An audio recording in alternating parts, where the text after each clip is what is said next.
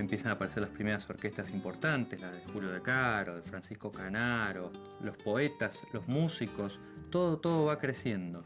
Este dúo va a seguir hasta 1925, va a ir declinando de a poco porque Razzano lamentablemente empieza a tener problemas en su garganta.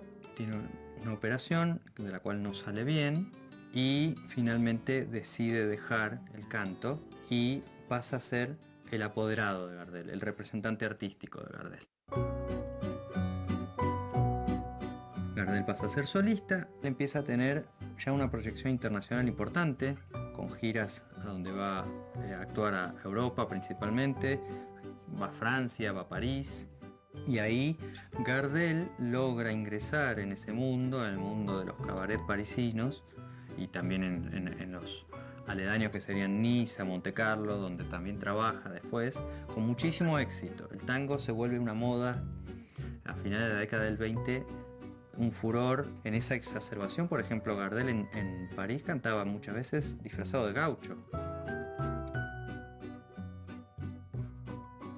En 1930, Eduardo Morera, que era un director de cine, decide hablar con Gardel, que era amigo de la noche, amigo de una ciudad de Buenos Aires donde se encontraba esa sociedad, y le dice que hay una posibilidad de grabar algunas canciones con sonido. Esto se llamó encuadre de canciones y con los años se conoció como los cortometrajes de Gardel. Inaugura el cine sonoro, digamos. De alguna manera la técnica de sonorización de películas va a empezar en la Argentina con esas filmaciones. Hasta 1933 nosotros no tenemos cine sonoro, porque la primera película sonora es del 33, es la película Tango. Entonces Gardel, salvo esto que filma con Morera, nunca filma cine sonoro en la Argentina. Ahí está, ¿no? Su influencia también en la puesta en marcha del cine sonoro. Ahí aparece una película muda, Flor de Durazno creo que era. En el año 17. Claro, y de ahí más surge esta especie de videoclip que se armaba con una canción, un video con la canción de su sonido y todo, cosa que sorprendió muchísimo. Después las películas que él filmó fueron hechas en el extranjero. Sí, ¿verdad? claro. Él tenía la intención de formar una productora aquí en el país, Ajá. con argumentos que tuvieran que ver con la realidad del país. Hay cosas que le ocurrieron a Gardel, cosas que idearon algunos productores en los Estados Unidos. Por ejemplo, hacer una película en la cual un grupo de gauchos a caballo en un pueblo de España entran al pueblo, se meten en el bar y se ponen a cantar un tango. Absurdo, no tenía. Claro. Y eso, bueno, Gardel se dio cuenta, no lo pudo llevar a la práctica, de que el cine había que hacerlo acá, con argumentistas y con cosas que tuvieran que ver con la realidad de nuestro mundo, de nuestro país, de esta orilla, argentino y probablemente uruguayo. lo hubiera logrado, si hubiera Seguro, tenido el tiempo. pues yo creo que sí. Yo estoy seguro. Yo Sí. creo que sí, porque apuntó muy bien Gardel para rodearse de gente. Se rodeó de la mejor gente, de Lepera como letrista, de Alberto Castellano como músico, Teric Tucci como músico, es decir, eligió lo mejor de lo mejor, porque era consciente de la partida que iba a jugar. Bueno, pero lamentablemente eso no pudo ocurrir. Ese deseo de Gardel no se pudo cristalizar. Tenía el propósito de hacer eso precisamente después de la gira que estaba haciendo. Venir, recalar en Buenos Aires y mandarse con el cine. Él siempre estuvo a la vanguardia del disco, después la radio, después el cine. Sí. Estuvo al frente del torrente de la Tuvo un historia. paso adelantado siempre de todos los otros artistas, sí es cierto. Le preguntamos a Damián lo de las melodías, lo de la Claro, ya que hablamos del composición. cine, claro, Ya que hablamos porque en el del cine se estrenaron gran parte de, Claro. de las obras de, los su éxitos, composición. ¿no? Claro. ¿Qué tenía? Gardel no había estudiado música, decimos, ¿en qué se basa esa genialidad de lograr estas melodías y de estas canciones, estos tangos que siguen sorprendiendo, siguen penetrando en la conciencia de la gente? Y básicamente lo que comúnmente se dice como un músico intuitivo, ¿sí? Un músico que está a merced de lo que suceda con su sensibilidad y obviamente con su experiencia musical. Es una cosa que suele suceder y hay muchos compositores que han creado obras maravillosas sin haber estudiado absolutamente nada de música. O sea, el contacto con la música es un contacto bien de piel, un contacto de todos los días, pero no con la academia, sino con el escenario, ¿no? Con el escenario o con el lugar donde uno viva, ¿no? Y esa cuestión muchas veces también, creo yo, porque incluso la historia de muchos de estos músicos lo dice así, se despojan de ciertas ataduras que por ahí le puede llegar a dar una academia. La por eso academia, son, claro. claro, son muchos de esos tipos que generan su propio camino. El mismo Piazzolla, que era un gran melodista, creo que en las obras más intelectualizadas de él es donde menos se lo escucha a Piazzolla. Donde más se escucha a Piazzolla es cuando Piazzolla es como que se deja llevar por La rebeldía. por el claro, instinto por el musical, instinto claro, musical, claro.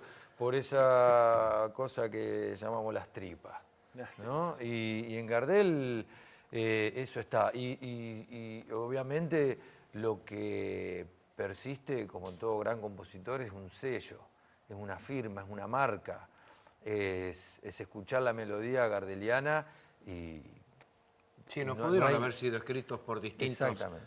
distintos músicos, cosas como Arrabal Amargo y Sus ojos se cerraron. Son Claro. de una misma inspiración musical. No hay Exactamente. manera que hayan sido escritas por distintas personas. Ahora, de ahí después, muchísimas orquestas y autores y compositores tomaron, se hizo como un abanico, ¿no? Fue como Sí. un big band del tango. Sí, eso. sí, totalmente, porque aparte una manera de diagramar la melodía que no solamente sirve para él como cantante, sino que también viene muy bien para llevarlo adelante de manera instrumental. Hay muchísimas versiones de tango De de, los tangos tango de de Gardel, Gardel claro, instrumental. de forma instrumental, porque el vuelo melódico, el diseño melódico de la obra de Gardel es impresionante, es muy rico y se pueden hacer, por eso hay tantas versiones de su música, ¿no? ¿Qué es lo que pasa con los grandes compositores? Y más cuando son no de obras como si fueran grandes edificios, como podemos hablar de las obras sinfónicas, que para eso sí hay que tener una preparación que va más allá de la intuición, ¿sí? Porque hay que manejar muchísimo más aspectos técnicos, pero en este caso el tipo, esta clase de compositores, en vez de generar un gran edificio, te genera una casa muy confortable, pero que nunca deja de ser una bella casa, ¿no? Porque las melodías de las canciones, para poner un paralelismo, por ejemplo, entre un país y el otro, y entre dos épocas diferentes, y entre dos duplas. Gardel, Lepera, Lennon y McCartney, por ejemplo, ¿no? Lo que han hecho a nivel revolucionario y a nivel de sociedad compositiva, ¿no? O Troilo Mansi, por ejemplo. Bien, y tenía una técnica para cantar.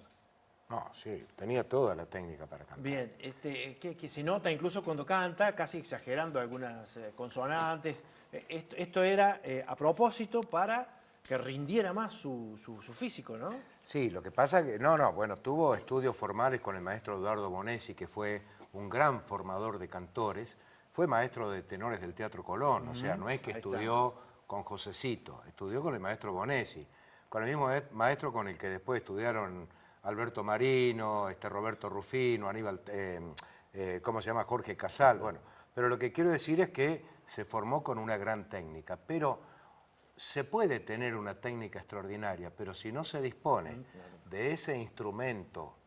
Hubo un libro que escribió Edmundo Rivero, que se llama Gardel, las voces y el tango, donde menciona que un grupo de musicólogos que estudió la voz de Gardel, y uno de ellos especialmente, menciona que hubo solamente 2 voces en el siglo XX que tuvieron un órgano vocal fuera de serie, de esos que aparecen uno cada 1 millón de cantantes, y que además tenía naturalmente impostada la voz, colocada la voz, es decir, podía cantar con la misma voz con la que hablaba, no tenía que hacer el esfuerzo de colocar la voz para cantar.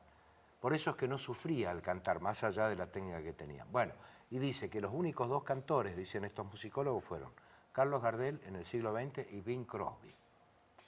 Que no hubo ningún otros dos, no hubo más ejemplos que eso, de voces dotadas de un órgano extraordinario y de una impostación extraordinaria. Y a eso, si uno le suma, por supuesto, todo lo que luego estudió Gardel. Así que por eso da la resultante de un cantor de estas características. ¿Lo estamos rescatando como corresponde, Gardel, Américo? Me parece que sí. Quiero decir, ya que me preguntas, quiero expresarte mi alegría por este encuentro. Esto es una cosa muy importante para hacer. Porque nosotros tenemos un material cultural de primera magnitud a nivel mundial. ¿Puedo contar un sueño? Sí, por favor. He soñado que Canal 10 va a tener su programa de tango. No sé cuándo. Mira vos. Pero sería deseable que lo tenga. Al margen de cómo las dificultades que haya con un equipo de producción como Dios manda, porque no podemos seguir asistiendo impasiblemente al espectáculo de generaciones y generaciones, oleadas generacionales que van pasando sin tener contacto con esta creación cultural formidable que es el tango, musicalmente, coreográficamente y literariamente. Es un universo, es un universo. Es un universo. Y es nuestro. Y atraviesa la argentinidad de punta a punta, ¿no? Sí, Lo señor. vemos en la historia de Gardel. Me decías, ¿Gardel tuvo contacto con la política, por ejemplo? Sí, Gardel es un mito.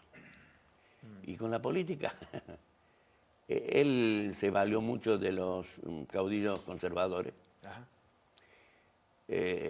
Guibur, periodista y gran amigo de Gardel, cuenta que Gardel era admirador de Alfredo Palacios. No se le puede exigir a Gardel conciencia de clase, que tenga una... No da para eso.